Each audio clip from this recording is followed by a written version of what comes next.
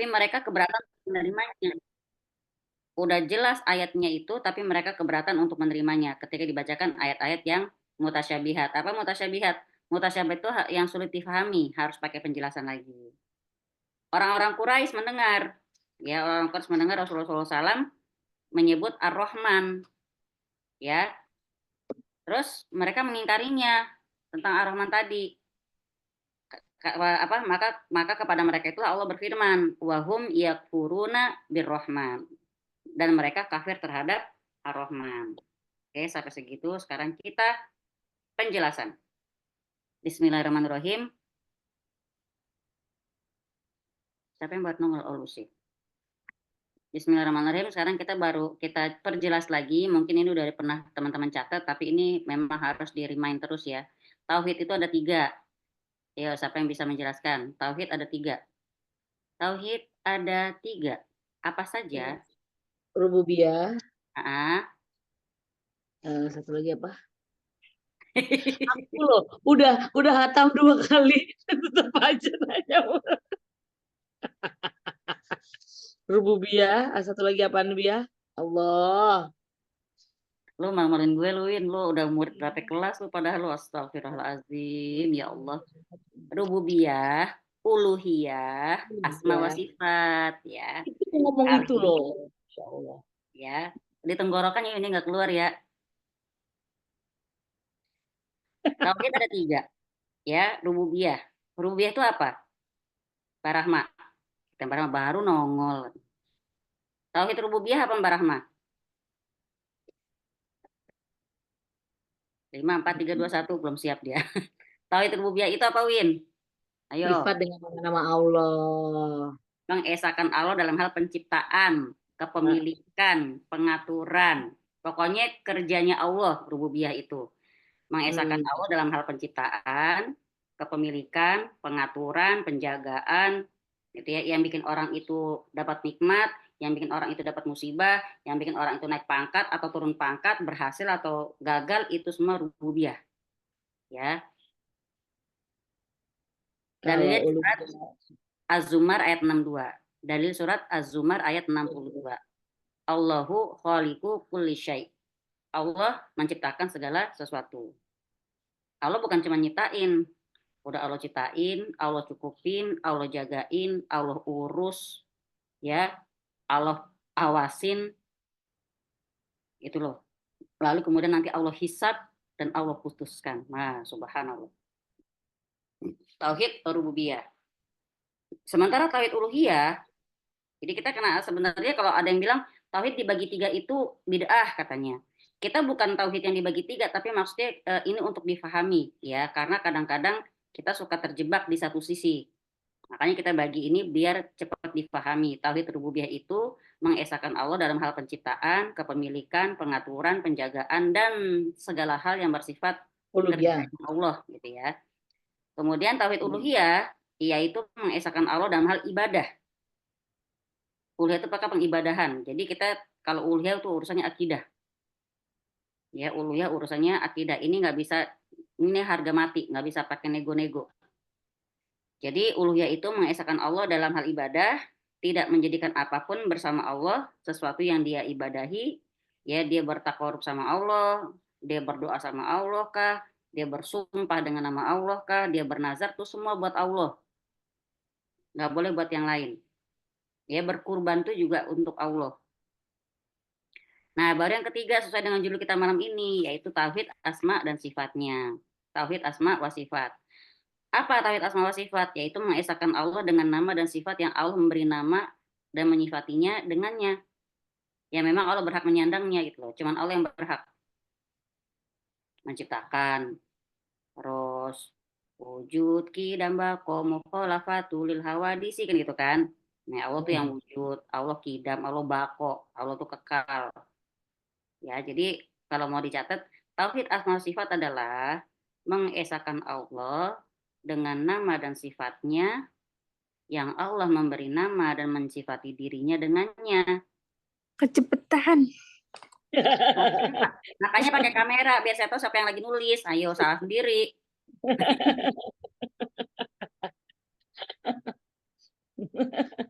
Dia, ayo udah wajahmu yang manis itu diperlihatkan. Oh, tunjukkanlah Mau gitu. diulang, Mbak Dia? Oh. Oke, tapi mukanya mana? Tauhid asma wa sifat itu yaitu mengesahkan Allah dengan nama dan sifat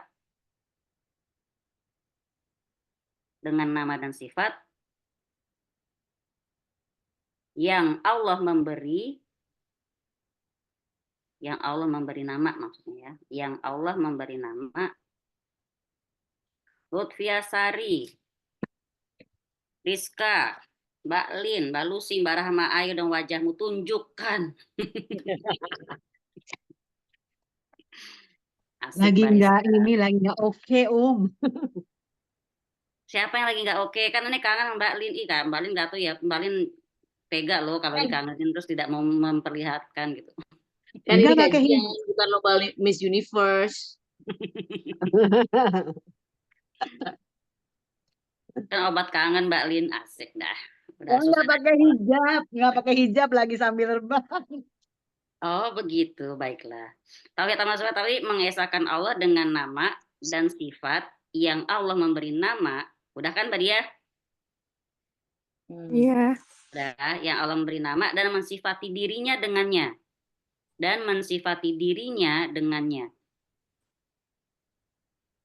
Jadi Allah bikin nama, Allah sifatin kepada dirinya, ya dirinya Allah sendiri, dengannya itu, dengan nama-nama tersebut, dengan sifat-sifat tersebut. Mensifati dirinya dengannya, atau melalui lisan Rasulnya. Jadi kalau nggak Allah ngomong sendiri, kalau nggak lewat lisan Rasulnya. Atau melalui lisan Rasulnya. Sama dengan Asmaul Husna nggak sih, Betul sayang, asma itu asmaul husna, sifat yang 20 wajib gitu. Jadi asma Allah ada 99, sifat ada 20 yang wajib kita tahu. Yang Allah punya lebih dari itu. Ya. Jadi tauhid asma wa sifat adalah mengesahkan Allah dengan nama dan sifat yang Allah memberi nama dan mensifati dirinya dengannya atau melalui lisan Rasulnya. Sudah Mbak Dia? Sudah Patokannya Mbak komplit. Dia? Sudah. Nah, atau melalui lisan Rasulnya. Ini masih panjang sayang. Ini soalnya kita ngambil dari syarahnya salah satu usul. Itu salah satu usul itu termasuk kitab tauhid juga. Ya. Atau melalui lisan Rasulnya. Titik. Dan hal itu Mbak Rizka dicatat ya sayang. Nanti kalau Ane tanya biar Mbak Rizka bisa jawab daripada Mbak Winda. Kalahin Mbak Winda tuh ya. Nanti ada di grup kan, rangkumannya. Nggak ada. Dalin, kalau mau nanya ntar tuh Mbak Dia lagi nyatet, tenang aja. Minta contekan aja. Siap, boleh. Terima kasih. Mbak Dia, ingat ya. Dan hal itu dengan menetapkan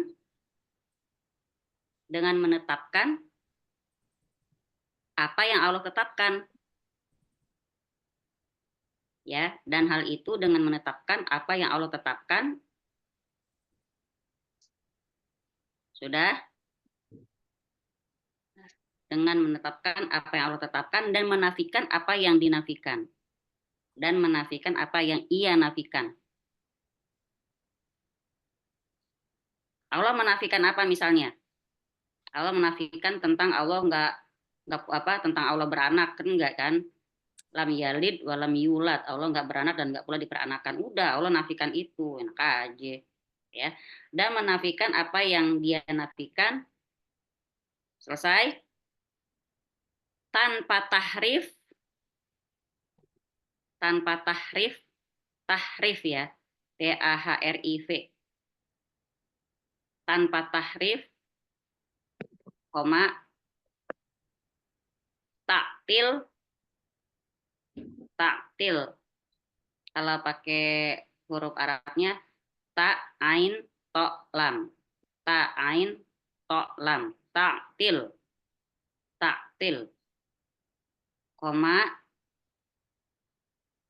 takyif. Takyif itu ta, kaf, ya, fa. Ta, kaf, ya, fa. Takyif. Oh, ta, kaf, ya, fa, benar. Ya-nya 2 Iya. ya. Takyif. Takyif. Ta, kaf, ya, fa. Dan tamsil. Tamsil itu ta, mim, sa, lam. Tamsil kayak kita permisalan gitu. Tapi kalau pakai huruf Arab pakai ta dia, yang titik 3 di atas tuh. Tamsil, ta, mim, sa, lam. Ta, mim, sa, lam. Oke, sudah Mbak Dia? Saya Ya. baca lagi ya. Tauhid asma wa sifat adalah mengesahkan Allah dengan nama dan sifat yang Allah memberi nama dan mensifati dirinya dengannya atau melalui lisan Rasulnya. Dan hal itu dengan menetapkan apa yang Allah tetapkan dan menafikan apa yang dia nafikan tanpa tahrif, ta'til, takyif, dan tamsil. Maksudnya udah nggak pakai permisalan lagi, udah nggak pakai apa namanya apa permisalan kah, pokoknya nggak pakai disama-samain sama segala sesuatu gitu loh ya. Nah, penjelasan yang asma wa sifat ini dalam kurung bawahnya itu ya, syarah kitab Salasah al-Usul. Salasah itu insya Allah tahu ya. Salasah, salasatun 3 kalau bahasa Arabnya kan, salasah. Sa, lam, sa, tak marbutoh. Salasah, sa, sa, sa, lam, alif, sa, tak marbutoh. Salasah al-usul. Usul itu USHUL. Usul. Syarah dari kitab Salasah al-Usul. Jadi penjelasannya itu ada dalam kitab Salasatul Usul. Halaman 40.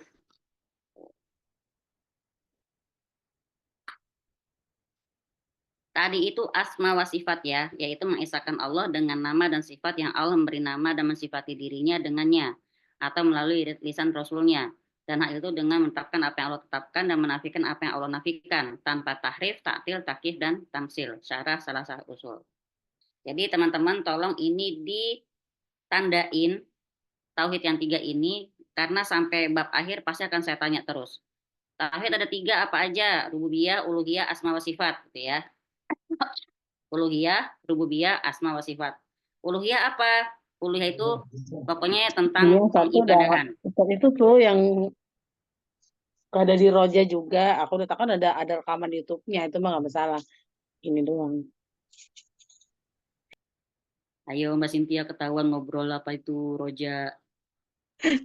Enggak, kelas yang sebelah itu ustadznya dari Roja. Ya, jadi 3 tauhid itu rububiyah, uluhiyah, asma wa sifat. Uluhiyah itu intinya koridornya itu ibadah. Jadi yang namanya doa, sholat, minta, ngarep, bergantung, bersumpah, bernazar, berkorban, itu semua koridornya masuknya uluhiyah. Karena bentuk pengibadah kita kepada Allah. Kalau rububiyah, kita mengesahkan Allah dalam hal penciptaan, kepemilikan, pengaturan, penjagaan, perlindungan, pengawasan, itu Allah semua. Itu kalau boleh kita kasih dalil lagi, coba Ali Imran 26 kah? Ya, coba dilihat.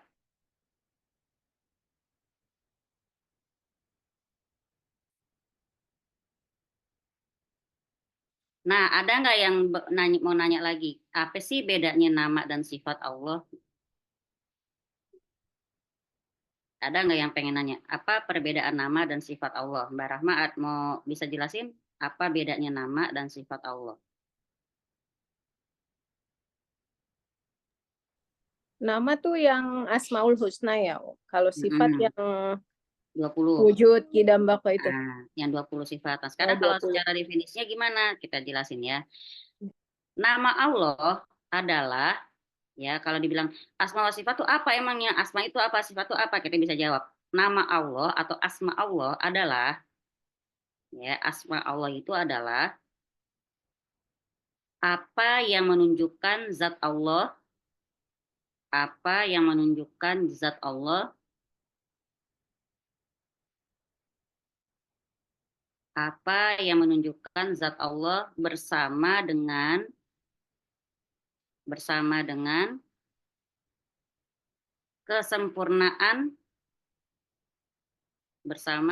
kesempurnaan yang disifati dengannya. Nama Allah adalah atau asma Allah adalah apa yang menunjukkan zat Allah bersama dengan kesempurnaan yang disifati dengannya. Jadi Allah dengan namanya itu ya udah sempurna, udah cocok, cuman Allah aja yang bisa menyandang hal itu. Misalnya kayak Huwar Rahmanur Rahimul Malikul Qudusus Salamul Mu'min. Itu semua tuh milik Allah. Allah Maha melihat. Kita melihat. Nggak sama melihatnya kita dengan melihatnya Allah. Kalau melihatnya kita liatin suami kita selama dia ada di rumah. Ketika suami kita udah keluar rumah, kita nggak bisa lihat lagi. Nah, maka Allah tuh disebut pakai maha melihat. Mau ngumpet di kolong langit dimanapun, pasti Allah tahu dia ada di mana. Itu bedanya maha melihatnya Allah ya. Maka dibilang tadi kesempurnaan yang disifati dengannya. Nah, sedangkan yang dimaksud dengan sifat Allah adalah apa yang menunjukkan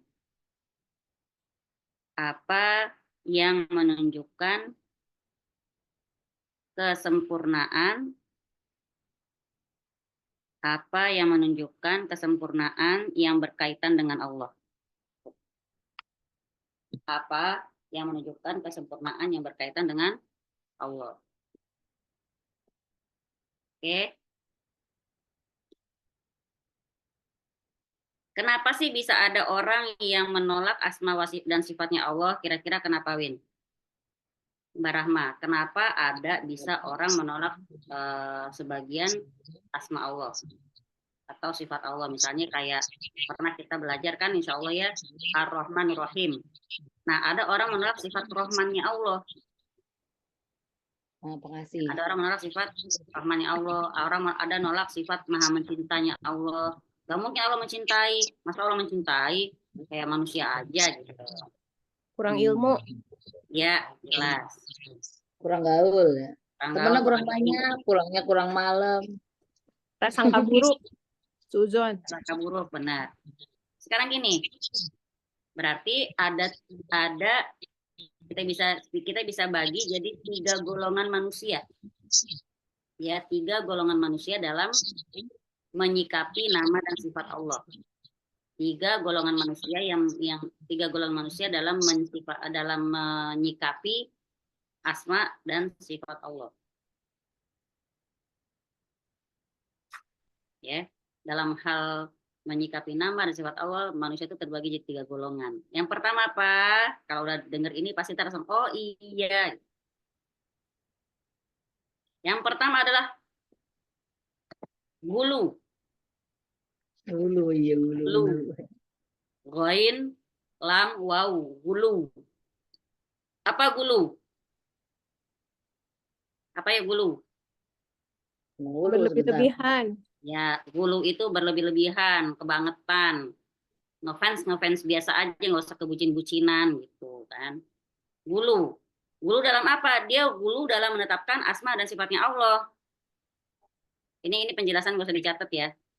Gulu itu dalam kurung berlebih-lebihan. Jadi orang ini dia itu berlebih-lebihan dalam menetapkan nama dan sifat Allah. Itu yang bisa dicatat boleh. Dia berlebih-lebihan dalam menetapkan nama dan sifat Allah. Nah, sampai-sampai saking berlebihannya dia, kadang-kadang ada nama-nama dan sifat-sifat yang nggak ada dalilnya, mereka tetapkan sebagai nama dan sifat Allah. Padahal nggak ada dalilnya, tapi mereka tetapkan itu sebagai nama dan sifat Allah. Lalu mereka juga menyerupakan Allah dengan makhluk. Mereka menyerupakan Allah dengan makhluk. Nah, ini terjadi sama siapa? Terjadi pada orang Yahudi, Nasrani, dan kaum musyrikin. Ya, Yahudi, Nasrani, dan kaum musyrikin. Jelas ya, Yahudi, Nasrani mah. Dalilnya surat Maryam 88 sampai 93. Surat Maryam ayat 88 sampai 93.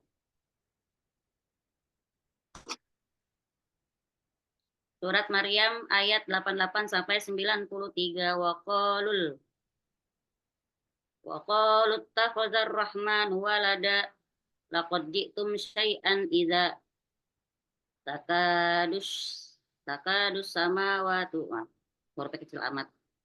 Coba ya, siapa yang udah ketemu baca terjemahannya, boleh. Surat Maryam 88 sampai 93. Yang udah ketemu boleh baca terjemahnya.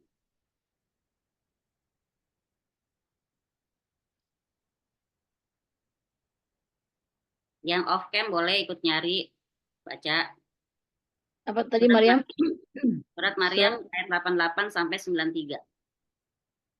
88 wa qalu takhazar ya. Dan mereka Iya. berkata Allah yang Maha Pengasih mempunyai anak. 89. Sungguh aku telah membawa sesuatu yang sangat mungkar. Hampir saja langit pecah dan bumi terbelah dan gunung-gunung runtuh karena ucapan itu. Karena mereka menganggap Allah yang Maha Pengasih mempunyai anak. Dan tidak mungkin bagi Allah yang Maha Pengasih mempunyai anak. Tidak ada seorang pun di langit dan di bumi melainkan akan datang kepada Allah yang Maha Pengasih sebagai seorang hamba. Ya, jadi Dia nggak ada ya datang ngadap Allah sebagai seorang anak, kagak ada. Judulnya hamba semua. Dan mereka berkata, Tuhan yang Maha Pemurah mengambil atau mempunyai anak. Sesungguhnya kamu telah mendatangkan suatu perkara yang sangat mungkar. Hampir-hampir langit pecah karena ucapan itu, dan bumi terbelah, dan gunung-gunung runtuh. Karena mereka mendakwakan Allah yang Maha Pemurah mempunyai anak. Dan tidak layak bagi Tuhan yang Maha Pemurah mengambil atau mempunyai anak. Tidak ada seorang pun di langit dan di bumi, kecuali akan datang kepada Tuhan yang Maha Pemurah selaku seorang hamba. Nah, ini jawabannya juga, kan kita kalau menafsirkan sesuatu itu ada 4 rule ya. Rule-nya kita untuk menafsirkan sesuatu tuh ini harus pakai 4 ini. Nggak boleh pakai cara lain. 1, kita menafsirkan ayat itu dengan ayat. Menafsirkan ayat dengan ayat. Kalau boleh kasih judul, cara menafsirkan 4 rule dalam menafsirkan sebuah ayat gitu ya, suatu ayat.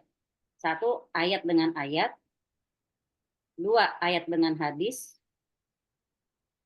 Ya, ayat dengan ayat. 2, ayat dengan hadis. 3, ayat dengan bahasa. 4, ayat dengan sejarah. Ayat dengan ayat, ayat dengan hadis, ayat dengan bahasa, ayat dengan sejarah. Harus 4 cara itu. Jadi ayat kita pertemukan dengan ayat. Surat Maryam 88 sampai 93 kita sandingkan dengan ayat apa nih cocoknya yuk di juz 30. Surat Al-Ikhlas. Ya kan? Jawabannya untuk surat Maryam 8893 ini, qul huwallahu ahad Allahu samad lam yalid wa lam yulad wa lam yakul lahu kufuwan ahad. Itu ya. Terus kalau orang ini biasa orang siapa Yahudi apa Nasrani apa musyrikin yang bilang Allah punya anak? biasanya Yahudi ya. Nasrani ya. Nasrani. Oh, Itu yang dalil Bapak buat Haji Nasrani ya, surat Maryam. Kan Isa kan, Aisyah kan tentang Isa ada di surat Maryam. Sekarang kalau untuk Yahudi ya, tapi ini juga Nasrani juga termasuk. Kita pakai dalil surat At-Taubah ayat 30. Surat At-Taubah ayat 30. Itu jelas. Surat At-Taubah ayat 30, orang-orang Yahudi berkata, Uzair itu putra Allah.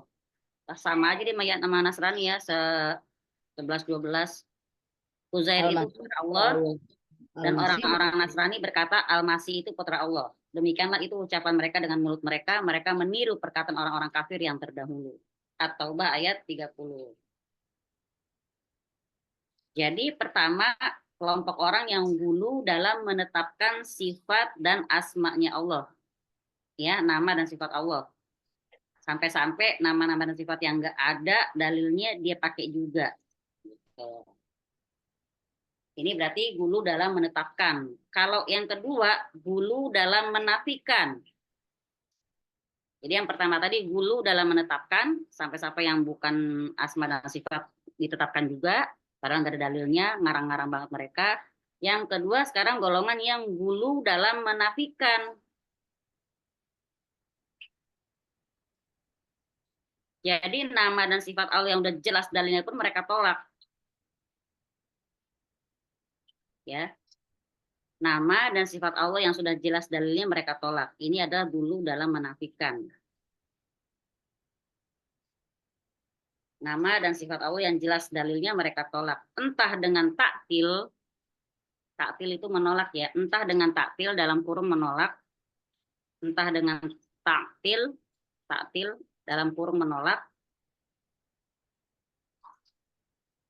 entah itu dengan taktil atau menolak, maupun dengan takwil, atau takwil itu menyimpangkan maknanya. Ya, atau dengan takwil yaitu menyimpangkan maknanya.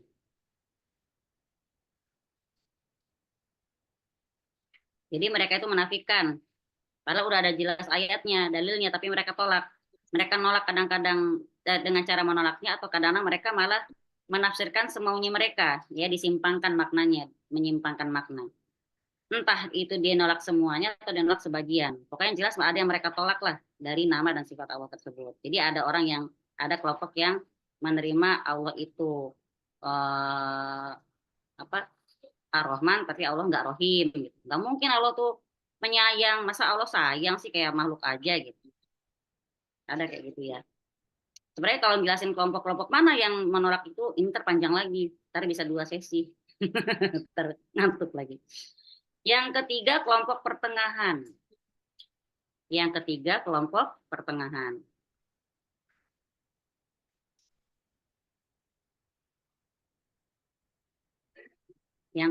kelompok pertengahan, mereka menetapkan apa yang Allah tetapkan dan Rasulnya, juga menolak apa yang Allah dan Rasulnya tolak gitu.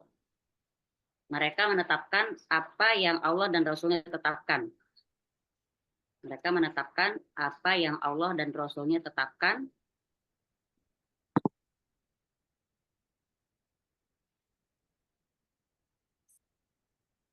Mereka menetapkan apa yang Allah dan Rasulnya tetapkan dan menolak apa yang tidak ditetapkan Allah dan Rasulnya. Jadi yang Allah dan Rasulnya nggak tetapkan, pasti mereka tolak. Nggak ada ini, Allah nggak pernah ngomong kayak gini. Nggak ada di Quran, nggak ada di hadis, ditolak sama mereka. Siapakah ini? Ini adalah mazhabnya Ahlus Sunnah wal Jamaah. Ya, kita udah tahu kan ada berapa sifat Allah? Ada 20. Ada berapa asma Allah? 9. Sudah. Yang kita tahu itu. Kalau ada orang bilang asma Allah ada 50, suruh disebutin apa? Sedangkan yang kita tahu 20 kan gitu kan. Oke. Sifat Ahlus Sunnah wal Jamaah adalah pertengahan, menetapkan apa yang Allah dan Rasul tetapkan dan kita menolak apa yang tidak ditetapkan Allah dan Rasulnya. Sekarang kebanyakan orang tersesatnya di mana sih? Ketika mereka memahami ayat-ayat mutasyabihat. Tadi udah tahu ya, ayat mutasyabihat itu apa? Ayat yang sulit dipahami. Ayat mutasyabihat, mutasyabih sulit dipahami. Coba sekarang teman-teman lihat surat Ali Imran ayat 7. Surat Ali Imran ayat 7 ini nanti dijelasin tentang mutasyabihat dan muhkamat. Ali Imran ayat 7. Bismillahirrahmanirrahim. Huwallazi anzala 'alaikal kitaba minhu ayatun muhkamatun kunna ummul kitab. Ya. Wa ukharu mutasyabihat wa ammal ladzina fi qulubihim zayghun wa yattabi'una ma tasyabaha minhu ibtigha al-fitnah wa ibtigha ta'wilih wa ma ya'lamu ta'wilahu illallah warrasikhuna fil ilmi yaquluna amanna bihi kullu man 'indi rabbana wa ma yazakkaru illa ulul albab. Dialah yang menurunkan Alkitab. Coba baca artinya, Win. Dialah yang menurunkan kitab Al-Quran kepadamu, Muhammad. Di antaranya ada ayat-ayat yang muhkamat. Itulah pokok-pokok kitab Al-Quran dan yang lain mutasyabihat. Adapun orang-orang yang dalam hatinya condong pada kesesatan, mereka mengikuti yang mutasyabihat untuk mencari-cari fitnah dan untuk mencari-cari takwilnya. Padahal tidak ada yang mengetahui takwilnya kecuali Allah. Dan orang-orang yang ilmunya mendalam berkata, kami beriman kepadanya Al-Quran semuanya dari sisi Tuhan kami. Tidak ada yang dapat mengambil pelajaran kecuali orang yang berakal. Ya, orang-orang yang mendalam ilmunya berkata, kami beriman kepada ayat-ayat yang mutasyabihat. Semuanya itu dari sisi Tuhan kami dan tidak dapat mengambil pelajaran daripadanya melainkan orang-orang yang berakal. Nah, kalau kata ulama, terutama Syekh Muhammad Shalih Al-Utsaimin rahimahullah, beliau berkata, jalan manusia dalam ayat mutasyabihat ini ada terbagi lagi jadi dua golongan. Ya, jalannya manusia dalam ayat mutasyabihat terbagi jadi dua golongan.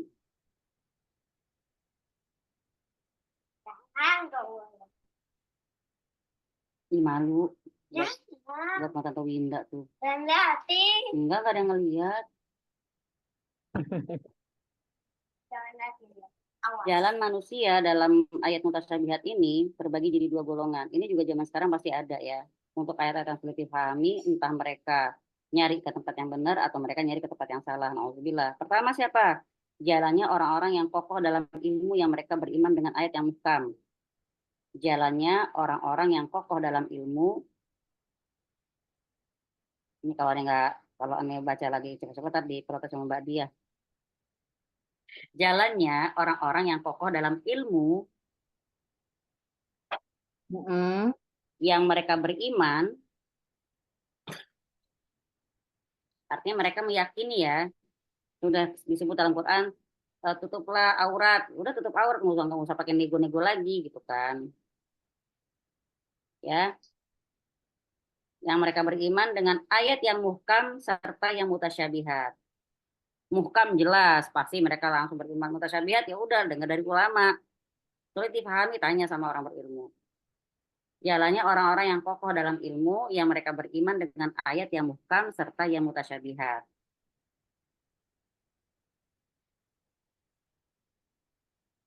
Nah, ini penjelasan aja ya. Mereka itu mengatakan semuanya berasal dari Allah. Betul. Ya, jelas Quran itu dari Allah kan.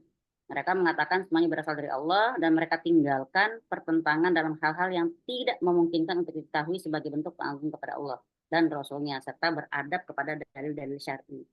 Tapi udah nggak usah diprotes lagi. Kutiba alaikumusiyam kama kutiba alal ladzina min qablikum la'allakum tattaqun. Satu, kutiba alaikumusiyam telah diwajibkan untuk kamu berpuasa. Sebagaimana juga telah diwajibkan untuk orang-orang sebelum kamu. Berarti kan puasa itu udah wajib, jalanin. Apalagi? Ya pokoknya ayat-ayat perintah ya. Biasanya tentang hukum-hukum syar'i. Ya, tentang warisan, tentang hijab, tentang jangan berburuk sangka, tentang juga apa namanya? Jangan mencela la yasfar qaumun min qaumin hatta apa ya? Jangan mencela sebagian kamu dengan sebagian yang lain, bisa jadi yang kamu cela itu lebih baik daripada kamu, kayak gitulah. Oh, terutama di surat Luqman misalnya. Terutama di surat Luqman ya, contohnya misalnya gini. Ya bunayya la tusyrik billah innasyirka la zulmun azim. Wahai anakku sayang, janganlah kamu menyekutukan Allah, sungguhnya menyekutukan Allah itu kezaliman yang sangat besar. Lalu ada lagi wala tamshi fil ardi maroha, dan jangan berjalan di atas muka bumi dengan kesombongan. Wala tusair khaddaka linnas, dan jangan palingkan pipimu dari manusia. Maksudnya jangan sombong, jangan buang muka. Terus apa lagi? Oh, surat Al-Isra 2324 di kitab tauhid kita bab pertama. Wa qala rabbuka alla ta'budu illa iyyahu wa bil walidaini ihsana. Apa di situ dibilang? Dan Tuhanmu telah memerintahkan kepada kamu untuk tidak menyembah selain Dia dan kepada kedua orang tua berbuat baiklah. Itu muhkamat, udah jelas kan? Berbuat baik sama orang tua. Terus lebih jelas lagi Allah bilang di situ, imma yablughana indakal kibaro ahaduhuma aw kilahuma fala taqul lahumā uffin. Dan kalau keduanya ya udah berusia lanjut atau salah satu atau keduanya udah berusia lanjut di bawah pengawasan kamu, berarti mungkin orang tua kita udah usia senja ya, tinggal sama kita misalnya. Apa yang Allah perintahkan pertama kali? Fala taqul lahumā uffin, jangan berkata pada keduanya. Jelas nggak itu? Perlu penafsiran lagi nggak? Win, jelas kan? Jangan ngomong udah. Enggak, aku nggak ngomong sih, cuman sama. Ya kan? Atau udah berubah kalau kata Ustaz Mimar kan, iye gitu kan, sama kayak itu. Ya hanya kita dan Allah yang tahu lah ketika kita menjawab orang tua kita apakah seperti itu atau tidak. Kadang-kadang kan manusia suka ngeles ya. Jadi di sini yang muhkamat itu sudah jelas. Mereka beriman dengan ayat-ayat yang muhkamat dan juga yang mutasyabihat. Ya, mereka bilang pokoknya semua itu bentuk pengagungan kepada Allah dan Rasulnya, dan juga adab terhadap dalil-dalil syar'i. Udah ada dalilnya, adab kita harus mengikuti gitu. Sami'na wa ata'na. Itu jalan pertama. Jalan yang kedua, jalannya orang-orang yang hatinya sesat. Jalannya orang-orang yang hatinya udah condong kepada kesesatan. Yang kedua adalah jalannya orang-orang yang dalam hatinya condong kepada kesesatan. Dikasih yang benar kagak mau dia balikin lagi sama dia. Ada nggak orang kayak gitu? Ada. Contoh kayak gini, kayak sebuah ayat yang bilang ana inda zona abdi, aku ada dalam sangka-sangka hambaku. Maka sebagian golongan orang yang mendewakan pemikiran, ya kan, the power of mind, memakai itu sebagai dalil untuk teori mereka, teori mestakung. Kamu apa yang kamu pikirkan, kan gitu kan? The law of attraction. Iya, mereka pakai dalil itu ana inda zona abdi. Padahal itu ya perlu dikupas lagi kan, gitu. Bukan lantas kekuatan pikiran kita tuh segala-galanya. Nah, makanya Aja. yang menyesatkan tuh kalau udah gulu itu apa berlebih-lebihan. Mendewakan pemikirannya sendiri, ya. Jadi orang-orang yang condong hatinya dalam kesesatan, yang mereka ngikutin ayat mutasabihat untuk menimbulkan fitnah dan menghalangi manusia dari agama Allah dan jalan salafus soleh. Yang kemarin yang Paulus datang kan pakai ayat Al-Maidah ya, apa yang surat pada Nasrani, Yahudi, semua ahli kitab. Nah, itu dibacain di Istiqlal, Om. Nah, itu termasuk tuh golongan kedua. Jadi mereka ngapain? Mereka mempelajari ayat itu atau ngebacain ayat itu atau memakai ayat itu untuk menimbulkan fitnah. Jadi kita nggak usah kaget, ini ada di buku tauhid kita. Mereka tahu hal itu, menguasai Quran, tapi buat nimbulin fitnah dan menghalangi manusia dari agama Allah yang benar. Dan jalannya salafus soleh. Jalannya salafus soleh siapa? Orang-orang soleh terdahulu. Siapa itu? Ya sahabat Nabi, ulama, tabi'ut tabi'in, segala macam. Ya, mereka pokoknya ngegiring manusia, dihalangin dari agama Allah, ya, kemudian mereka takwil ayat-ayat mutasyabihat ini kepada apa yang mereka pengenin. Jadi mereka mentakwilkan sesuai hawa nafsu mereka, ya. Tadi itu kata Mbak Rahma, ya, mereka mentakwilkan surat tentang Yahudi Nasrani yang ahli kitab bla bla bla bla bla gitu, ya. Sesuai dengan apa yang mereka pengenin biar memuluskan rencana mereka kayak gitu. Kemarin ada lagi juga yang si Pak, jadi disebutin deh yang Istiqlal itu, nyebutin juga kalau misalnya tentang kekayaan di surat Hud itu kalau nggak salah bilangnya, padahal ayat berikutnya kan dibilang kalau kamu dapat dunia nanti akhirat nggak dapet. Nah, yang terakhir yang keduanya itu nggak dibacain. Jadi dia cuma bilang nanti kalau kamu dapat dunia dapat gitu, terus dipotong. Padahal itu pendengarnya banyak di Zoom tuh. Ya. Itu sama seperti ini kali ya ya, mencari pembenaran kali ya, maksudnya instead of kebenaran untuk justifikasi, ya. Kan kayak orang-orang Nasrani itu kan sebenarnya mereka juga belajar teologi kan, makin mereka nguasain kitab, mereka juga akan pelajari kitab-kitab agama lain termasuk Quran. Artinya kalau udah tingkatan pendeta itu sebenarnya udah hafal tuh isi Al-Quran, ya, tahu mereka. Tapi buat apa mengetahui Quran? Buat mencari celahnya, buat mencari celah-celah salahnya. Tapi kan nggak bisa mereka dapetin. Mereka bisa mentakwil semena-mena itu tadi. Sayangnya orang-orang kita juga ada yang seperti itu. Nauzubillah, ya, orang-orang munafik di antara kaum muslimin. Saya kata Mbak Lin tadi mencari pembenaran, benar, ya. Pokoknya untuk memuluskan perbuatan mereka. Sekarang kita kalau ngomong soal pengingkaran kepada nama dan sifat-sifat Allah, bagaimana sih hukumnya? Ya. Pengingkaran kepada nama dan sifat Allah itu ada dua bentuk. Kita harus tahu dulu pengingkaran itu kayak gimana. Pengingkaran terhadap nama dan sifat Allahnya itu ada dua bentuk. Ya. Pengingkaran terhadap asma dan sifat Allah itu ada dua bentuk. Jadi nggak sama.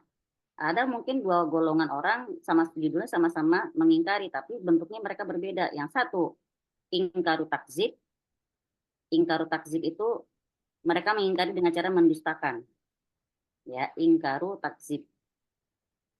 Saya tulisin di chat ya. Bentar biar bisa nulisnya. Ingkaru takzib. Satu. Ingkaru takzib. Dua. Ingkaru. Inkaru takzib. Takzib. Oh, di chat, kirain mau nulis di grup. Di chat sayang. Ini ada inkaru takzib, udah lihat-lihat. Yang pertama ingkaru takzib itu maksudnya dia mengingkari dengan cara mendustai. Ya pokoknya nolak benar-benar itu. Karena mereka mengingkari banget kan dengan cara bikin kebohongan. Nah ini kalau udah di bentuk pertama ini ingkaru takzib ini namanya sebuah kekufuran. Ya ini jelas-jelas sebuah kekufuran. Dia ingkarnya dengan cara mendustakan, ini nggak ragu-ragu lagi namanya kufur. Kalau ada orang mengingkari salah satu nama atau sifat Allah yang ditetapkan dalam Quran, ya udah juga di sunnah. Misalnya Allah tidak memiliki tangan, Allah tidak bersemayam di atas arasnya, atau Allah tidak memiliki mata. Berarti dia udah kafir berdasarkan ijma para ulama. Gak mungkin Allah punya mata. Masa digambarkan Allah punya mata, dibilang Allah punya tangan, dibilang Allah bersemayam di atas aras, berarti kan menggambarkan Allah tuh punya bentuk. Ya bukan gitu juga gitu loh ya. Nah, orang yang mengingkari hal ini udah jelas-jelas kafir. Ya, ijma kaum muslimin. Maksudnya kesepakatan seluruh orang muslim itu jelas-jelas bentuk kekufuran. Karena berarti apa dia sudah mendustakan kabar dari Allah dan Rasulnya. Ya,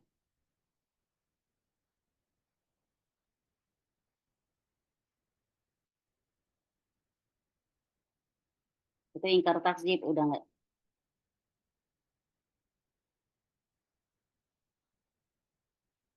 Atau Rizka ya. Ya Om, tolong tulisin lagi tadi hilang. Oke, satu ingkaru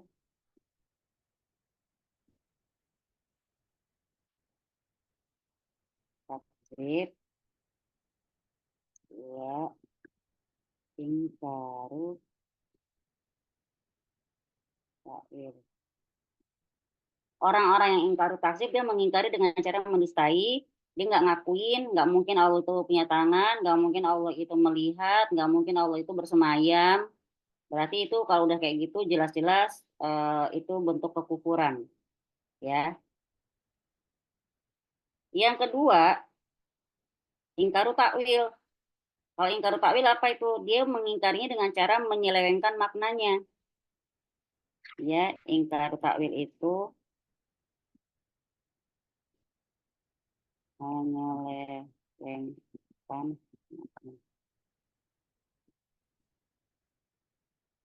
Ingkaru takwil itu menyelewengkan maknanya.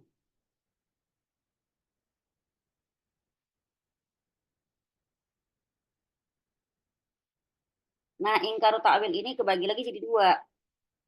Ya, dia mentakwilkannya itu emang benar-benar ngasal-ngasal apa dia memang pakai ijtihad. Misalnya dia pakai dari sisi bahasa. Misal orang ini punya ilmu tuh dari sisi bahasa. Secara bahasa nggak gitu. Nah, dia itu kan bukan sekedar ngoceh ya, bukan sekedar mengingkari, tapi dia berdasarkan pengetahuan dia. Gimana hukumnya? Tapi ya, yang satu ya ingkaru takwil ini kebagi jadi dua, ya. Kan kalau namanya ingkaru takwil dia menyelewengkan makna, berarti dia nggak mengingkari secara keseluruhan, tapi dia mentakwilnya kepada makna yang menyelisihi zohirnya. Itu namanya menyelewengkan makna ya. Dia nggak mengingkari, cuma dia mentakwilnya kepada makna yang menyelisihi zohirnya. Misalnya ini ada dua bentuk, dan ini ada dua bentuk ya. Satu, sudah. Yang satu, apabila takwilnya itu ada kemungkinan dari segi bahasa. Jadi kalau dia pakai, mungkin dia orang yang menguasai bahasa, kalau dia bilang secara bahasa nggak gitu juga artinya sih kali gitu kan. Nah yang pertama, kalau takwilnya itu ada kemungkinan dari sisi bahasa, ini nggak kafir jatuhnya. Ini jatuh tidak kafir. Dia masih pakai ijtihad ilmunya.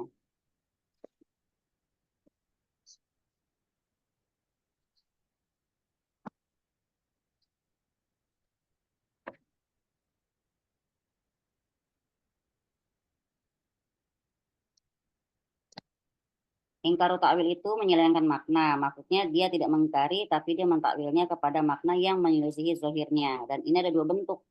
Satu, kalau Dari takwilnya itu ada kemungkinan dari sisi bahasa, maka dia tidak kafir.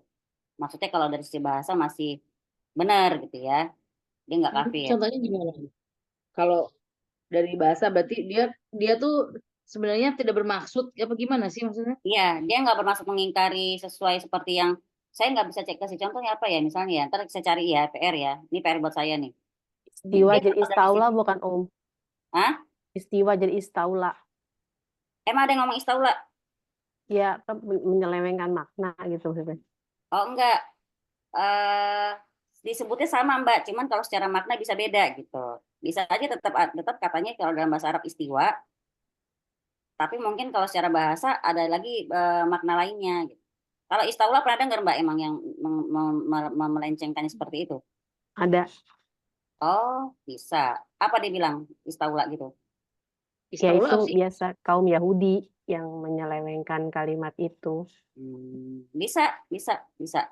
Kalau kita kan bilang Allah istiwa di atas aras gitu kan ya. Alal alal arsistawa, udah jelas Allah tuh beristiwa di atas aras. Nah ini kalau bilang istaula udah kalau Udah bahasa kita salah banget. diplesetin banget itu ya. Nah ini bisa ya kalau Yahudi berarti dia bukannya bukannya dia menyelewengkan lagi, dia emang sengaja menyelewengkan ya, istaula gitu kan. Yang kedua, kalau nggak ada kemungkinan dari sisi bahasa, maksudnya nggak lagi mencoba mentakwil pakai sisi keilmuan yang lain, cuman memang pengen nyelewengin maknanya aja, ini jelas hukumnya kafir. Dia karena menyengajakan ya, dia nggak berijtihad dengan keilmuannya, dia bukan ahli bahasa ya, karena kan yang berhak memaknai ini kan ahli tafsir kan.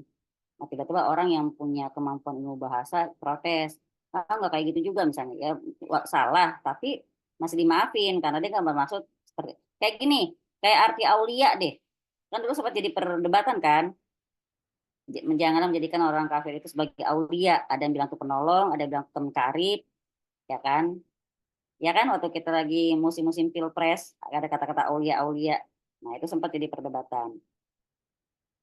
Nah, kedua, kalau tidak ada kemungkinan dari sisi bahasa Arab, maka hukumnya kafir, karena berarti dia udah mengada-ngada banget.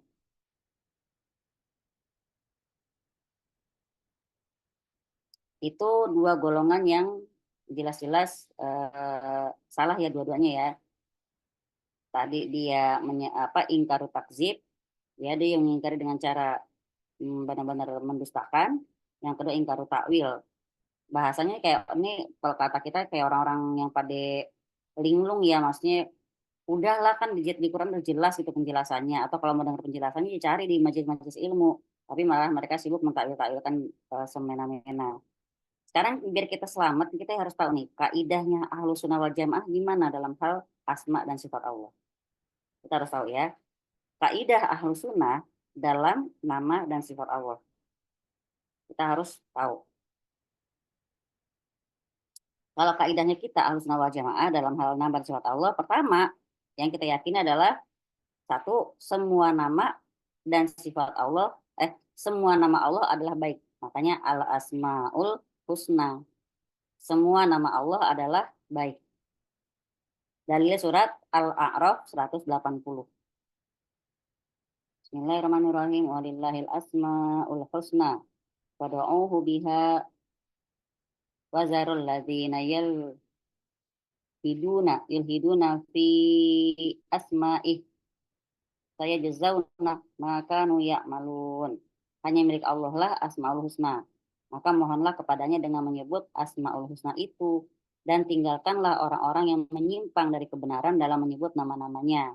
Nanti mereka akan mendapat pembalasan terhadap apa yang mereka telah kerjakan. Jadi nggak usah ngikutin orang, ya.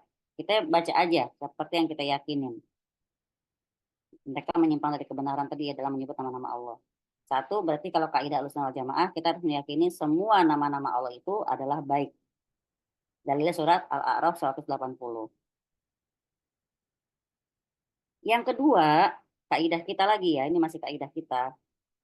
Nama Allah itu enggak terbatas dengan bilangan seperti yang disampaikan dalam hadis. Ya, nama Allah itu tidak terbatas dengan bilangan. Itu Itu aja penjelasannya. Nama Allah itu tidak terbatas dengan bilangan. Jadi sebenarnya dari 99 itu bisa aja jadi bisa aja ada yang lain ya.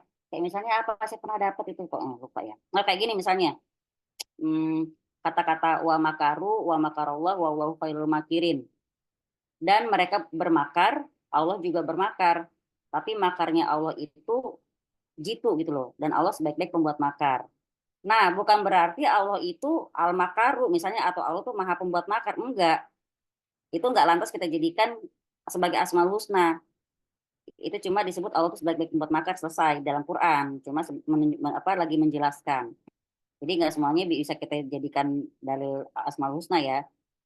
Di sini nama Allah tidak terbatas dengan bilangan. Ini berdasarkan hadis Nabi SAW waktu beliau bilang, siapa yang tahu doa ini ya? Ngacung ya, raise hand. Allahumma inni abduk, ibni amatuk, nasiyati biyadik, marin fiya hukmuk, adlun fi kodo'uk. Terus as'aluka bikulis min huwa laka samaitu bihi nafsak au alam tahu bihi au alam tahu ahada min khalqik au anzal tahu fi kitabik au ista'sartu bihi fi ilmil ghaibi indak anta ja'alal Qur'ana rabi'a qalbi wa nuru sadri wa jala'a huzni wa zahaba hammi. Siapa yang tahu doa ini?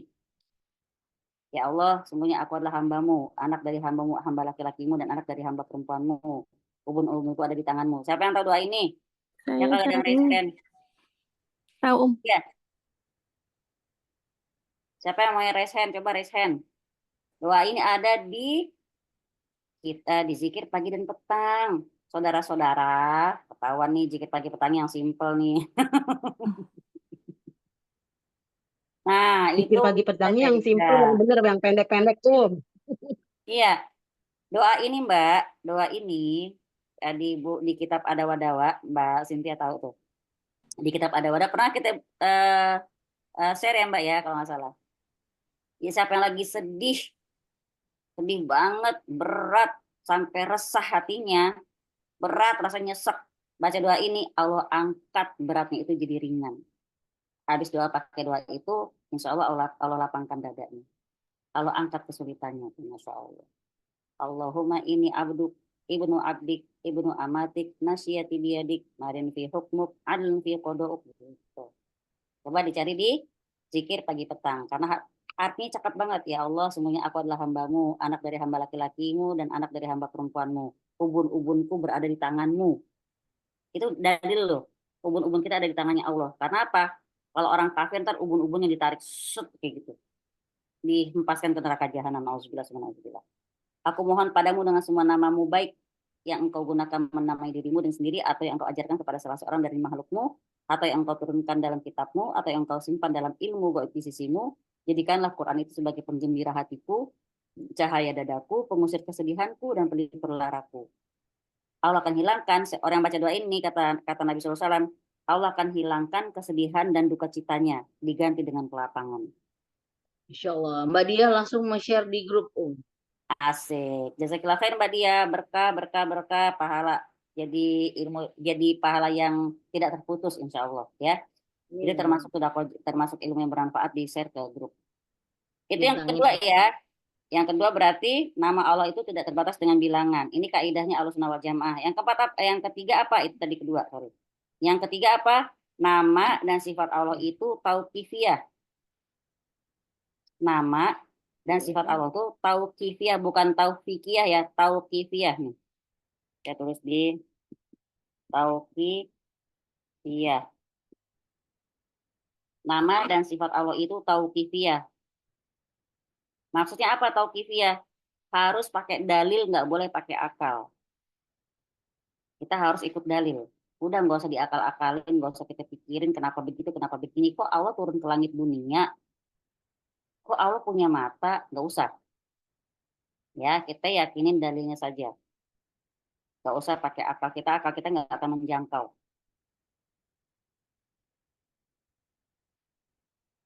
Nama dan sifat Allah itu tauqifiyah, harus ditetapkan berdasarkan dalil, nggak boleh pakai akal. Yang keempat,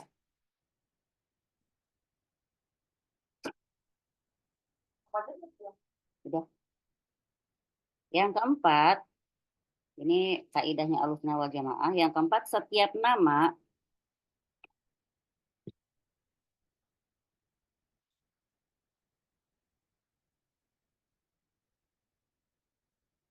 nama menunjukkan zatnya Allah. Setiap nama menunjukkan zat Allah. Setiap nama menunjukkan zat Allah, sifat, dan pengaruh dari sifat tersebut. Setiap nama menunjukkan zat Allah, sifat, dan pengaruh dari sifat tersebut.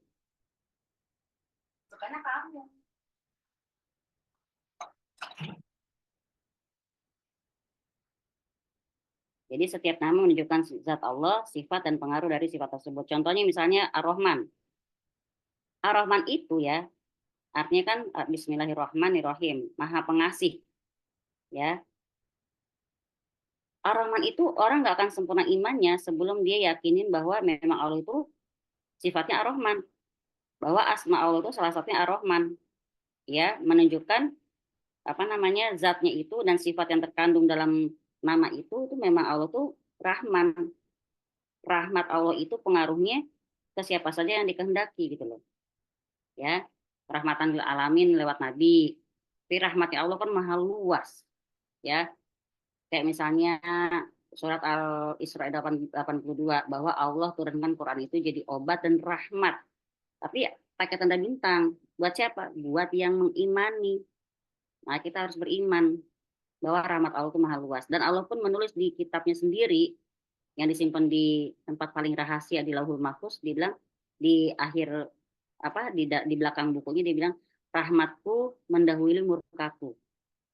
Berarti sedosa apapun kita harus yakin rahmat Allah itu selalu lebih dulu daripada murkanya Allah. Maka jangan pernah putus asa untuk bertobat sama Allah. Jangan pernah merasa, aduh tapi kan berkali-kali gue berdosa, tetap aja minta ampun sama Allah.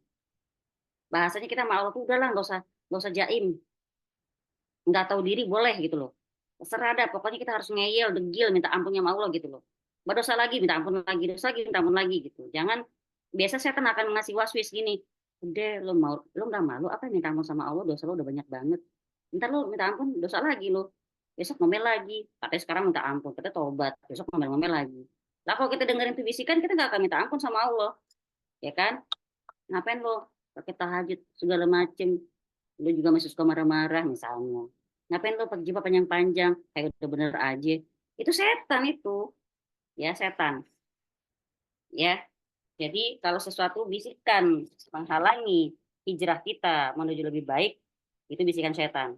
Min syarril waswasil khannas. Setan itu bisik-bisiknya pasti jahat. Pokoknya biar kita nggak jadi berbuat baik itu aja. Oke? Udah nggak ketinggalan kan Mbak Dia catatannya? Iya, aman. Aman, oke. Amin. Aman. Sekarang kita ke kandungan bab ini. Ada yang mau bertanya dulu? Kalau mau bertanya monggo sebelum kita sampai ke kandungan. Rizka mau nanya? Tadi kenapa Mbak sinyalnya hilang ya? Kepencet keluar. Oh alah. Kalau mau nanya tapi bukan yang materi ini boleh nggak? Boleh lah, nggak Yang disetrap kok. Boleh. materi yang tauhid rububiyah mungkin udah pernah dibahas kali ya sebelum Iya. Yang mau ditanyakan apa? Iya kan Allah mengesahkan Allah dalam hal penciptaan, pengaturan, penjagaan dan pencukupan gitu ya Terus tuh gimana gitu ya dengan orang-orang yang misalnya miskin atau dia disable atau ya gitulah yang dia tuh kalau secara logika manusia gitu ya dia nggak bisa hidup tanpa bantuan orang lain gitu. Gimana ya cara meyakini itunya? Kayak Nah, bisa nggak pertanyaan. kita menjaga orang-orang itu gitu ya. Kebetulan saya punya adik yang disable gitu, Jadi apa sih khawatir gitu ya? Iya, benar wajar ya. Atau kalau kita nggak ada gimana? Siapa yang jagain dia gitu ya? Ya. ya kan? Iya kayak gitu. Ya, semacam itulah. Pertama, kita harus yakini ya Mbak Rizka, buku Tauhid bab pertama halaman 3. Ya dilihat dulu ya. Punya buku Tauhid nggak? Ini kayak gini. Iya tapi saya lagi nggak bawa kebetulan lagi Catat di dulu aja. luar. Iya, Catat dulu. tadi Di catat buku ya. Tauhid halaman 3. Ya, surat Al-An'am 151 sampai 153. Oke, saya bacain artinya ya. Di sini ada kata-kata gini. Surat buku Tauhid halaman 3, surat Al-An'am ayat 151 sampai 153. Ini Allah berfirman, katakanlah, marilah kubacakan apa yang diharamkan atasmu oleh Tuhanmu. Berarti ini jelas Allah haramkan kita untuk melakukan hal-hal di bawah ini nanti yang akan disebutkan setelahnya ya. Haram ya. Pertama apa? Janganlah kau mempersekutukan sesuatu pun dengan Dia. Jelas, satu, kita haram untuk menyekutukan Allah. Kedua, Allah sambung dengan berbuat baiklah kepada kedua orang tua ibu bapak. Jadi satu, haram untuk menyekutukan Allah. Kedua, haram untuk tidak berbuat baik pada ibu bapak. Berarti wajib banget berbuat baik. Nggak ada pakai kata-kata, habisnya bapak gue begini, habisnya ibu gue begitu. Jangan. Label kita anak, status kita anak, job desk-nya adalah berbakti kepada orang tua. Berbuat baik kepada orang tua itu sudah job desk kita. Ya, kalau job desk kita sebagai hamba tidak mempersekutukan Allah dengan sesuatu pun, job desk kita sebagai anak berbuat baik pada orang tua. Sekarang job desk kita sebagai orang tua gimana? Dan janganlah kamu membunuh anak-anakmu karena takut kemiskinan. Kami akan beri rezeki kepadamu dan kepada mereka. Masya Allah. Kita direnungkan ya. Allah udah bilang, kami akan beri rezeki kepadamu dan kepada mereka. Kalau orang tua dulu bilang anak-anak punya rezeki masing-masing, itu benar banget, Mbak. Ya. Jadi, sempurna atau tidak sempurnanya kita, rezeki pasti ada. Karena Allah tetapkan rezeki kita, rezeki si fulan, Mbak Rizka rezekinya, rezeki adiknya lagi, rezeki kakaknya, rezekinya Winda, adik-adiknya Winda, rezekinya Mbak Cynthia, adiknya, rezekinya Mbak Lin, dan saudara-saudaranya. Itu satu-satu punya rezeki masing-masing. Itu janji Allah. Berarti ini dalam Quran loh, udah nggak bisa kita tolak. Allah yang ngomong, kami akan beri rezeki kepadamu juga kepada mereka. Satu, yakinin dulu. Urusan Allah itu, urusan rezeki, sudah Allah atur. Sebenarnya kita yang sehat pun, justru enak mereka disable loh Mbak. Maaf ya, punten. Enak mereka disable karena mereka tuh kayaknya ya sudah, jujur mereka lebih tauhid dari kita. Mereka taunya besok hidup, mereka mau makan pasti bisa makan, mereka mau minum pasti bisa minum, mereka mau ngapain pasti bisa. Mereka nggak pernah ada seuzon, jangan besok nggak bisa makan, benar nggak? Kita yang sehat yang punya seuzon kadang-kadang, besok cukup nggak ya? Ntar cukup nggak ya? Ya kurang segini gaji gue. Ntar enggak. Nah kalau gue nggak ada, dia gimana? Kita udah terlalu banyak pikiran macam-macam karena itu tadi min syarril waswasil khannas. Nah, kalau misalnya Mbak Rizka terkait dengan rahmannya Allah gitu ya. Ya Allah Maha Penyayang kok, tapi dibikinnya ada hamba yang begini, ada hamba yang begitu, ada yang miskin. Kenapa Mbak? Karena kewajiban manusia adalah menjadi satu tubuh. Itu kata Allah. Mukmin itu seperti satu tubuh. Kalau satu anggota tubuh sakit, lain ikut ngerasain. Itu mukmin. Berarti kita harus aware sama sekitar. Jangankan saudara, sama tetangga aja, kalau kita tidur nyenyak, tetangga kita ada yang kelaparan, kita dosa besar.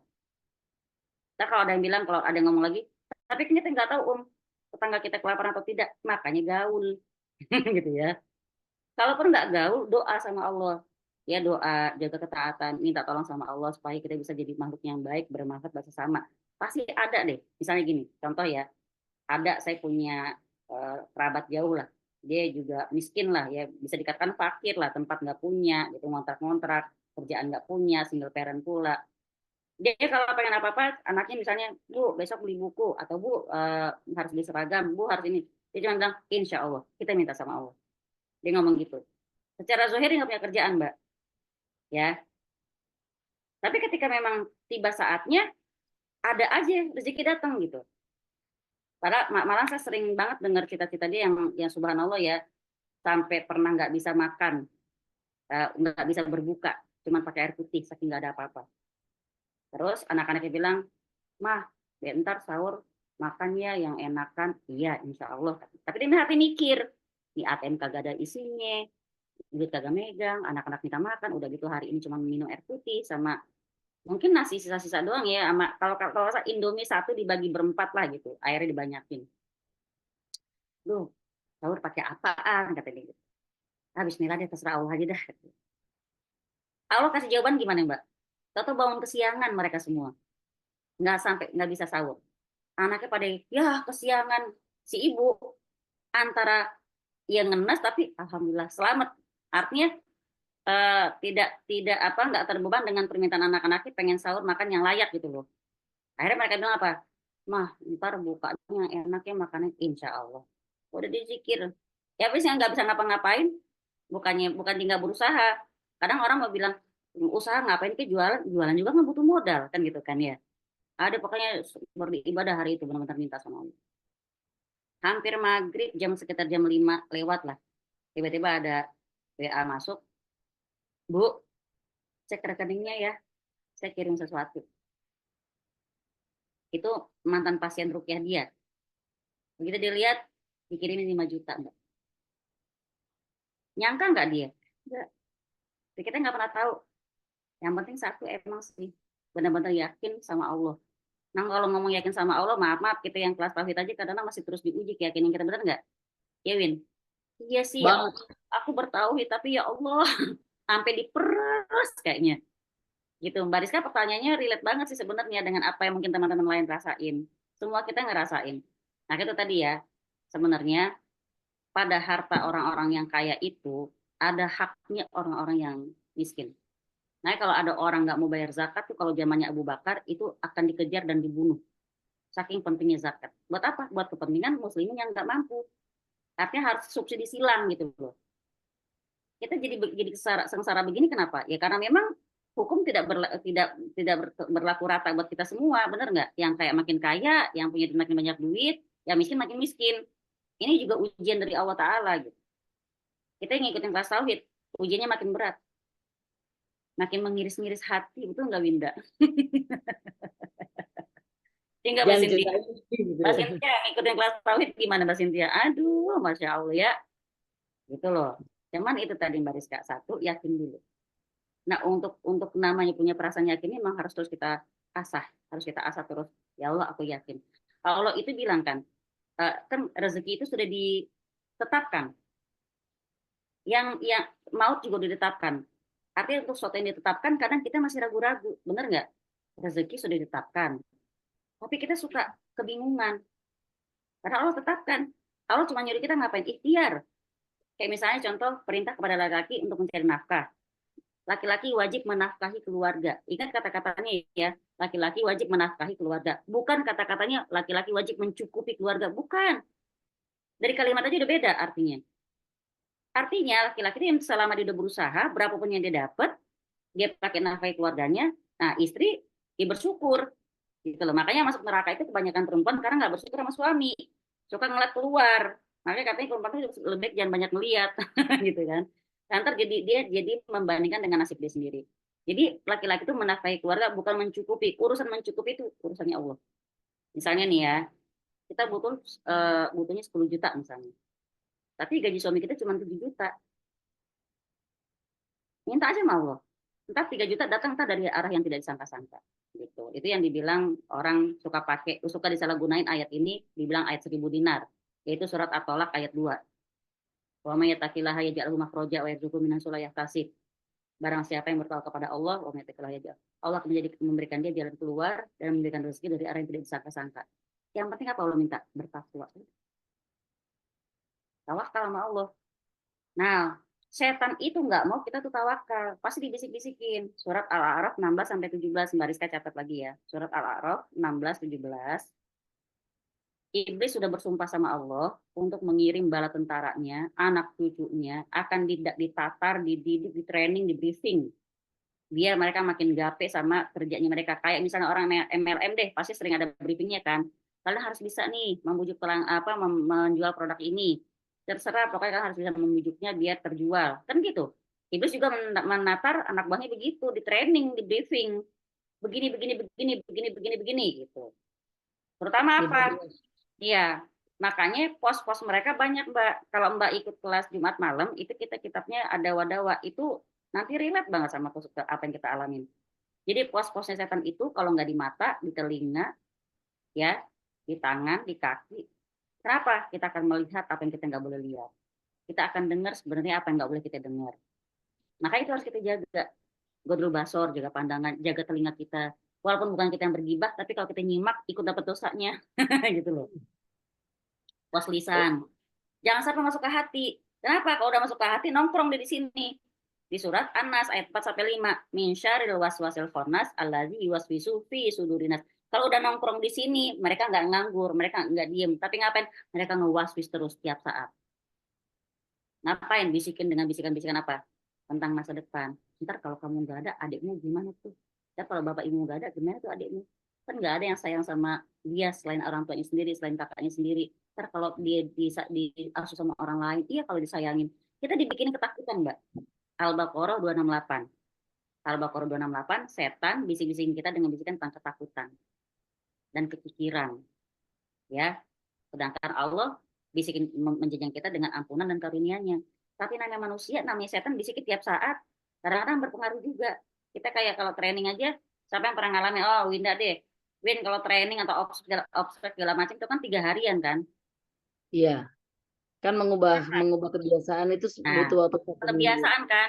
Contoh nih, dari bangun tidur sampai mau tidur lagi, sampai bangun lagi, lalu dikatakan, Win, lo jelek, Win, lo jelek, Win, lo jelek. Sampai 3 hari. Hari keempat dia bangun tidur, iya gue jelek. Pasti begitu. Brainwash. Iya, Tapi benar. setan tuh bukan cuma 3 hari di sini.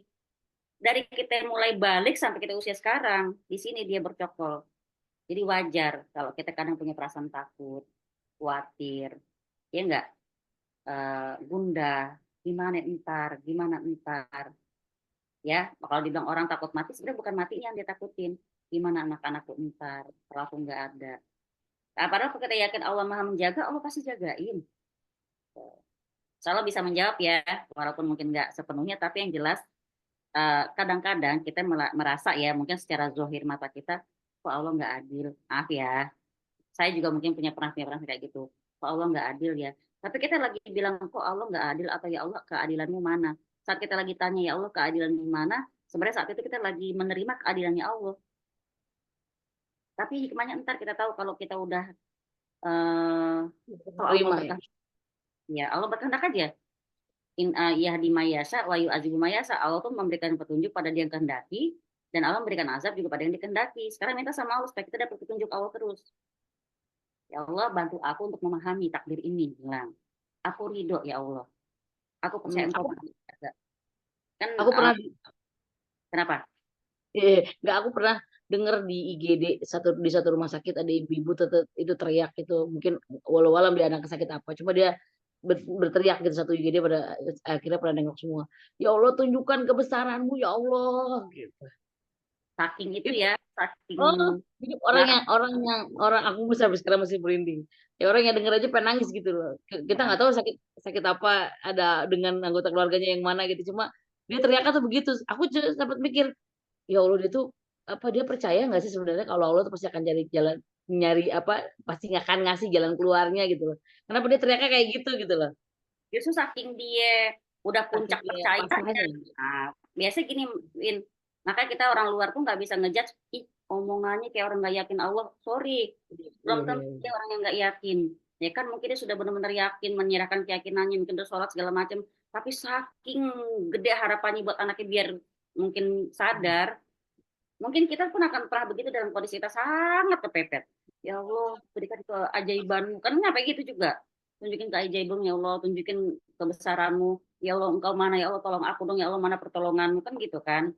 Masya Allah, emang kita tuh kalau nggak dalam kondisi kejepit dan kita mungkin tahu kalau ternyata pertolongan Allah tuh dekat ya, disitulah baru kita benar-benar Masya Allah gitu. Tapi ya itu tadi ya, insya Allah semoga yang jelas semua takdir yang kita terima saat ini itu bagian dari keadilannya Allah, bagian dari rahmatnya Allah, bagian dari kasih sayangnya Allah. Adik yang Mbak perempuan apa laki?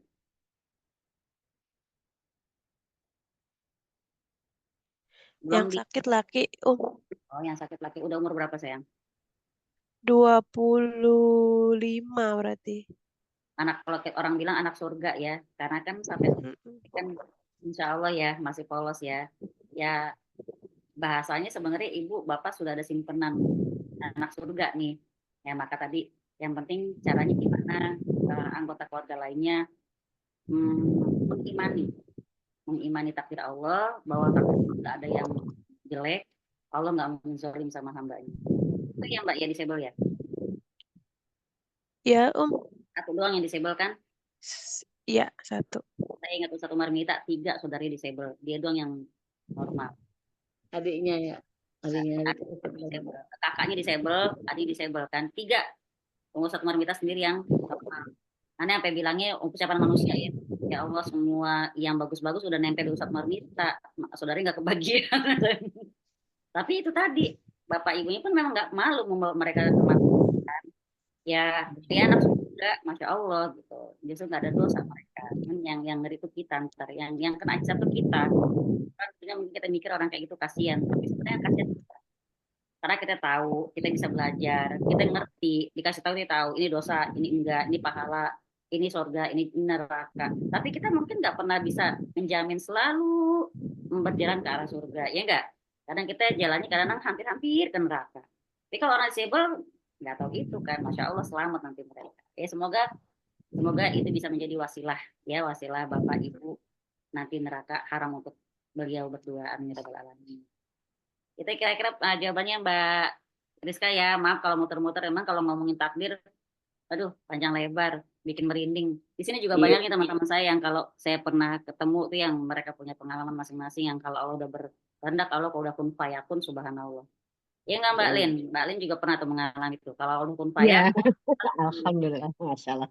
Tapi ini saya mau share sedikit ya ya. Oke. Sebentar sih, kayak kemarin waktu saya sebelum berangkat haji itu kan, saya itu kan sebenarnya udah nggak kerja ya. Waktu kerja kan punya keyakinan gue mampu nih bayar ONH Plus, kan nggak murah ya gitu, apalagi pakai tour and travel yang cukup terkenal gitu kan. Tapi qadarullah kan tiba-tiba saya harus resign gitu ya. Sementara saya tuh dapat kabar di akhir tahun kemarin tuh, akhir Januari itu saya harus melunasi sisanya untuk berangkat bulan Juni kemarin. Di mana kondisi suami udah nggak kerja, saya nggak kerja gitu kan, bingung kan, uang ada nggak? Ada, tapi kan istilahnya uang itu untuk tabungan karena kami udah sama-sama nggak kerja ya, untuk anak-anak. Jadi saya kebingungan gitu. Jadi ada kekurangan sekian sekian gitu ya, gitu kan, sekian. Nah, saya bilang, aduh gimana ya, bingung, agak bingung. Sempet waktu itu bilang, ya Allah nih gimana nih, saya uangnya uang anak saya, masa mau saya pakai ntar gimana gitu kan. Tapi yang masya Allahnya tuh di bulan Januari itu saya kan ada satu rumah. Ini tidak bicara kekurangan makan seperti yang cerita tadi ya ya. Ini lebih kepada saya kebimbangan gimana nih dengan kondisi nggak kerja. Masya Allahnya tuh bulan Januari itu ada, saya punya rumah satu lagi di Bintaro yang memang lagi kosong. Itu ada yang ngontrak tuh, kayaknya saya pernah cerita sama deh. Ngontrak itu setahunnya tuh kan 45 juta saya ya, karena rumahnya kecil gitu ya. Saya mintanya 2 tahun. Dan dia tuh nawar 40 juta langsung 4 tahun Dan itu adalah angka kekurangan yang harus saya lunasi di akhir Januari. Masya Allah. Itu ya, jadi itu tuh saya sampai tertegun gitu. Angkanya tuh persis sama seperti yang harus saya lunasi untuk ONH Plus. Terus ya saya berhaji dengan lancar. Dan Masya Allahnya lagi, pas saat saya berhaji itu, saya dapat rezeki gitu ya dari pekerjaan saya sebagai yang properti itu ya. Angkanya tuh persis sama Jadi maksudnya apa ya, kayak Allah tuh gantiin nih gitu kan. Jadi buat saya, ya udah, saya ngapain saya khawatir ya, ternyata ya semuanya udah Allah udah pasti akan ngatur lah buat saya selama tujuannya baik. Itu aja sih sharingnya. Masya Allah. Iya, aneh lihat Gitu. Mbak Lin di itu kan, dalam hati gini loh, rasanya Mbak Lin baru deh ikut apa namanya perusahaan properti itu ya, Masya Allah udah sampai ke Hong Kong kan, diundang ke Hong Kong. Iya, alhamdulillah. Itu ya, uh, Mbak Rizka, yakinin deh, inna ma'al usri yusra, wa inna ma'al usri yusra. Bersama kesulitan Allah barengi dengan kemudahan. Allah barengin. Jadi bukan kalau diartikan setelah kesulitan ada kemudahan, itu salah. Tapi bersama kesulitan Allah barengi dengan kemudahan. Inna ma'a. Kalau ma'a itu kayak bareng-bareng, bukan inna sesungguhnya setelah, bukan gitu kalau dalam bahasa Arab, setelah itu apa ya, ba'da, inna ba'da usri yusra, enggak, tapi inna ma'a itu udah kayak teman sejalan. Berarti setiap ada kesulitan ada kemudahan di balik itu, tapi kita nggak akan bisa ngeliat kalau kita nggak ke Allah dulu. Kalau kita terpaku dengan meratapi kesulitan ini, ya kita nggak ketemu. Ya itu tadi seperti kata Mbak Paling, ya Allah, ya udah gimana nih ya Allah kayak gitu. Tapi Masya Allah, kadang-kadang ada yang sudah ke ya Allah, ya Allah, ya Allah, tapi belum. Ya, ini nguji lagi tauhid ini, bener nggak Win? Ya kan Win? Udah, ya nggak Mbak Cynthia? Udah kering air mata gitu loh. Ya Allah, ini udah perlu banget gimana ya Allah. Kadang ada kayak gitu. Tapi kita nggak tahu ya hikmahnya. Dan mungkin beberapa teman pernah merasakan seperti itu. Percayalah, kayak saya ingat satu kalimat dari seorang penulis, bersama Allah nggak ada jalan buntu. Insya Allah ya Mbak ya. Mbak Rizka tetap semangat. Minta doa dari adik tuh. Sering minta doa dari dia tuh. Insya Allah tuh pasti bersih banget. Terus Mbak Lin, saya juga minta doa dong Mbak Lin. Masya Allah Mbak Lin. Ya. Dan Masya teman-teman Allah. Salah terbalik kali saya minta doa dari suka gitu. Kita semua saling mendoakan ya. Soalnya kita nggak tahu nih dari lisan siapa. Amin, insya Allah. Amin, insya Allah. Kan kita nggak tahu siapa yang lagi dekat nih sama ijabahnya Allah. Masya Allah. Alhamdulillah gitu ya Mbak Rizka. Insya Allah jelas ya. Baik, kalau nggak ada yang bertanya lagi, kita ke kandungan bab ini. Mbak Udah Rizka, dua- dari bab udah berapa deh? 21.30. Ya sayang? Udah 21.30. Iya, nggak apa-apa kandungan bab ini, nggak apa-apa. Nah, Mbak Rizka masuk dari bab berapa deh? Mbak Rizka tuh 33 ya. dari awal apa mau lanjutin yang ini, bingung dia. Ini dari awal kita mulai. Mana pripat. Pripat. Yuk kita ke kandungan bab ini. Bismillahirrahmanirrahim. Kandungan bab ini nomor 1 baca Mbak Rizka, 2 Mbak Rizka nggak punya buku. 1 baca Mbak Cynthia, 2 baca Mbak Lin, 3 Mbak Dia, 4 Mbak Putri, 5 Mbak Lucy. Bismillah. Kandungan bab ini nomor 1 dinyatakan tidak beriman karena mengingkari atau menolak sebagian dari asma dan sifat Allah. Jadi nggak boleh mengingkari ya. Pokoknya asma Allah 99, sifat Allah 20, kita harus yakini. Ya Allah seperti yang, nggak apa-apa Mbak Putri. Yang Mbak Putri tadi terakhir ya. Yang 5 Mbak Prita deh, kalau Mbak Prita ada bukunya, kalau lagi standby, kalau enggak Mbak Heni. Ntar itu aja terserah. Nomor 2 tadi siapa? Saya, Oke Mbak Lin. Tafsiran ayat dalam surat Ar-Rod. Ayat Ar-Ra'd. ini menunjukkan kewajiban mengimani segala asma dan sifat Allah dan mengingkari sesuatu darinya adalah kufur. Ya, jadi jangan sampai kita mengingkari sebagian sekecil apapun. Satu pun namanya nggak boleh kita ingkarin ya Mbak Lin ya. Bolehlah teman-teman selama ngikutin kitab ini boleh mengazamkan diri sendiri untuk menghafalkan 99 Asmaul Husna. Boleh. Ada yang teman saya di kelas, salah satu kelas tauhid, dia hafal, tapi kalau sambil dinyanyiin, kalau nggak dinyanyiin bingung Iya. dia. Harus Bener nyanyi baru hafal. Iya benar. Masya Allah yang membantu juga ya. Yang ketiga, siapa? Iya. Iya, Jangan ya. dituturkan kepada orang-orang apa yang tidak dimengerti oleh mereka. Berarti kalau ngomong itu sesuaikan audiensnya. Kalau dalam bahasa Arab pepatahnya bilang gini, kulu makolin makomun, wa kuli makomun makolin. Kalau ngomong makolin udah inget si Mbah Gufron. Setiap tempat ada perkataannya dan setiap perkataan ada tempatnya. Artinya kalau ngomong tuh sesuaikan dengan pendengarnya. Kita ngomong sama anak SD ya pakai bahasa anak SD. Ya kita ngisi di orang kampung jangan pakai bahasa ilmiah ala intelektualitas orang kampus, jangan. Jadi sesuaikan dengan audiens. Orang yang nggak bisa ngomong sesuai dengan pendengarnya itu orang yang berarti nggak punya ilmunya. Oke, yang keempat. Yang keempat siapa tadi? Mbak Putri tadi ya, harusnya Mbak V deh, V. Ada V? Ada Iya sayang, yang keempat. Alasannya, hal tersebut bisa mengakibatkan tuduhan bahwa Allah dan Rasul-Nya tidak benar, meskipun tidak bermaksud demikian. Jadi kalau kita belum menguasain topiknya, jangan berani-berani untuk menyampaikan atau bertutur. Maksudnya di dalam kerangka yang luas ya, misalnya ceramah atau apapun. Takutnya malah jadi merancukan makna yang sesungguhnya. Tuduhan lah, bahwa Allah dan Rasulnya nggak benar, padahal maksudnya nggak demikian. Artinya kuasain materinya dulu baru kita nyampein. Yang kelima, Saya Om. ya, Ibnu Abbas menolak sikap orang yang merasa keberatan ketika dibacakan sebuah hadis yang berkenaan dengan sifat Allah dan menyatakan bahwa sikap tersebut mencelakakan dirinya. yang manakah itu? Di halaman 139 ya. Apa kekhawatiran mereka itu? Kalau bahasa kita, kenapa dikhawatir gitu loh. Mereka mendengar dan menerima ketika dibacakan nas yang muhkam, yang jelas pengertiannya. Tapi mereka keberatan dengan ayat yang mutasyabih, yang perlu penjelasan lagi. Jadi orang-orang Quraisy ketika mendengar Rasulullah SAW menyebut Ar-Rahman, mereka mengingkarinya. Maka terhadap mereka itu Allah menurunkan firman-Nya, wahum yaquluna birrahman. Mereka kafir kepada Ar-Rahman. Artinya sebagian mereka terima, sebagian lagi mereka nggak mau mengakuinya.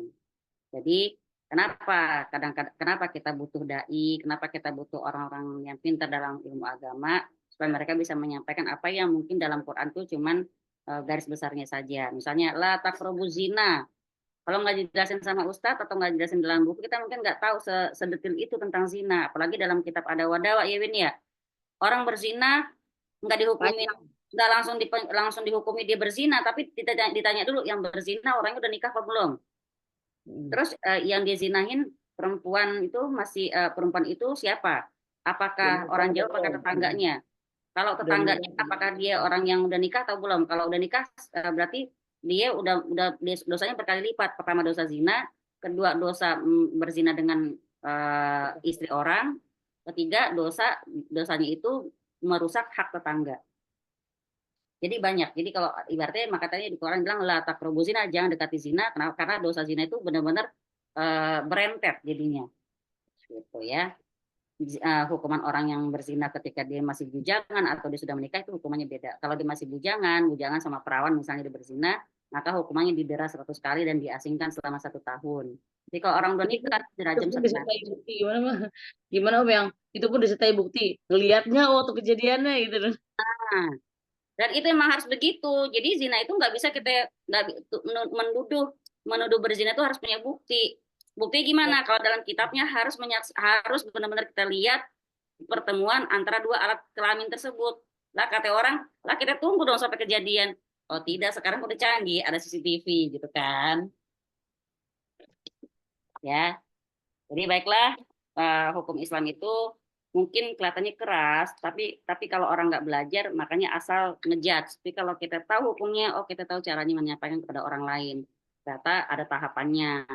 Nggak langsung kita namanya ketika orang udah kenal ngaji, kita langsung bilang, ntar lo pakai jilbab segini, ntar lo harus tahu begini, ntar lo harus tahu ya kalau tuh tahajud, duha, segala macam amalannya, aduh, puyeng palanya dia. Baru hijrah. Ya. Sesuaikan. Baik, jazakumullah khairan kasiran, Mbak Rizka. Pertanyaan tadi bagus banget, mungkin bisa membawa insight juga buat yang lain. Nggak apa-apa Mbak Lucy, Afwan baru lihat. Ntar dulu sayang, dulu. Ya.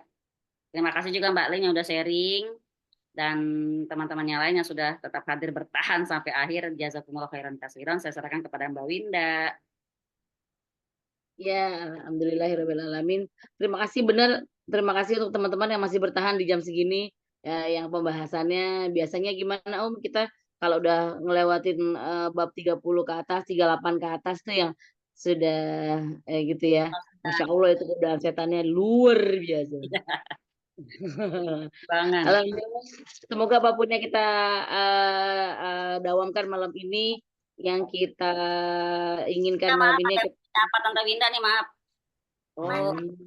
Punya makanan katanya tapi ini Timori.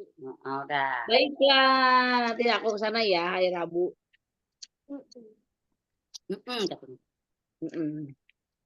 Kan jadi hilang tuh ketemu cowok ganteng dikit jadi. Semoga apa yang kita dawamkan hari ini Allah ridhoi, Allah mudahkan, Allah lancarkan semua yang kita kerjakan malam ini dari majelis ilmu. Amin. Ini dengan mengucap alhamdulillahirabbil alamin. Astagfirullahalazim, astagfirullahalazim, astagfirullahalazim, dan doa kafaratul majelis. Subhanakallahumma bihamdika asyhadu an la ilaha illa anta astaghfiruka wa atubu ilaik. Sampai ketemu minggu depan. Assalamualaikum, terima kasih, syukron, Mbak Winda, teman-teman.